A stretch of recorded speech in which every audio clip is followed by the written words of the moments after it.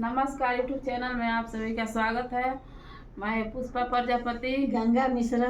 हम लोग कहारवा गीत गाने जा रहे हैं। पसंद आए लाइक कीजिएगा, सब्सक्राइब कीजिएगा, शेयर कीजिएगा, कमेंट जरूर कीजिएगा। कलकत्ता के नौकरिया पिया के जाए न देवना, कलकत्ता के नौकरिया पिया के जाए न देवना, कलकत्ता के नौकरिया पिया के जाए न देवना, कलकत्ता के नौकरिया पिया के जाए न देवना। फिर भरी गेहुआ बारिश दिन खाई पिया के जाए न देवना, पिया के जाए न देवना।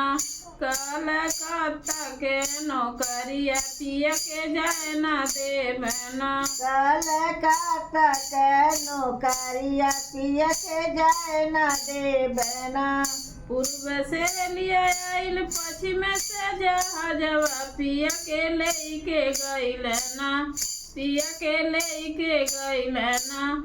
कलकत्ता के नौकरिया पिया के लेके गइल ना, कलकत्ता के नौकरिया पिया के लेके गइल ना। कलकत्ता के नौकरिया पिया के लेके गइल ना, कलकत्ता के नौकरिया पिया के लेके गइल ना। रेलियो नहीं बैरी जहाजो नहीं बैरी, रेलियो नहीं बैरी जहाजो नहीं बैरी। पैसा बैरी ना, आई पैसा बैरी ना। देशवा भर मावेला पैसा बैरी ना, देशवा भर मारेला पैसा बैरी ना।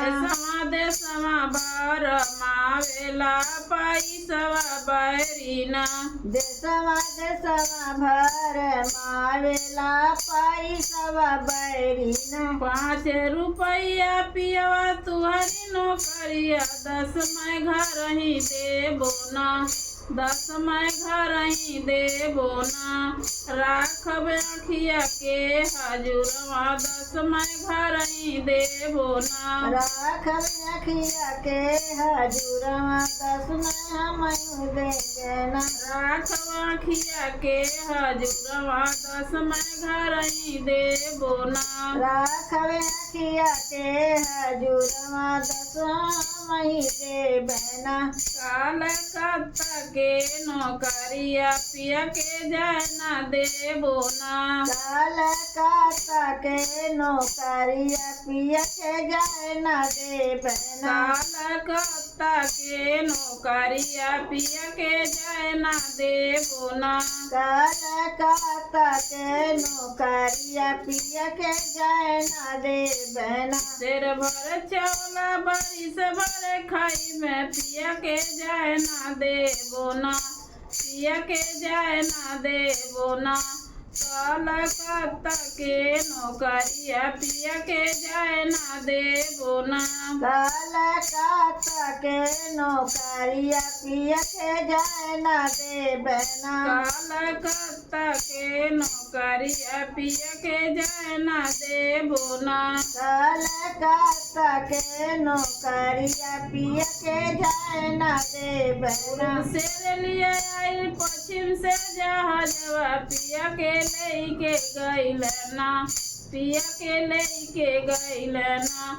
कलकत्ता के नौकरिया पिया के लेके गइल ना। कलकत्ता के नौकरिया पिया के लेके गइल ना। कलकत्ता के नौकरिया पिया के लेके गइल ना। कलकत्ता के नौकरिया पिया के लेके गइल ना। रेलियो नहीं बैरी जहाजो नहीं बैरी, आई पैसा बैरी ना, आई पैसा बैरी ना।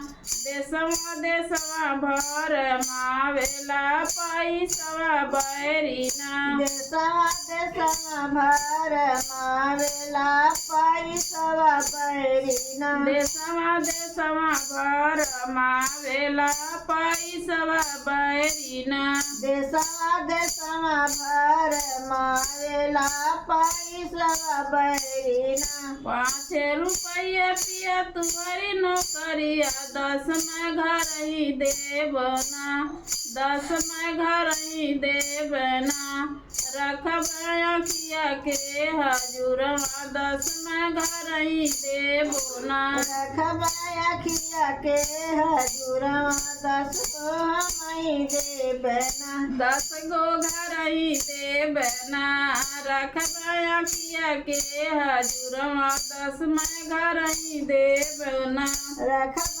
अखिया के हजूरवा 10 को हम देवना कलकत्ता के नौकरिया पिया के जाना देवना कलकत्ता के नौकरिया पिया के जाना देवना कलकत्ता के नौकरिया पिया के जाना देवना कलकत्ता के नौकरिया पिया के जाना देवना।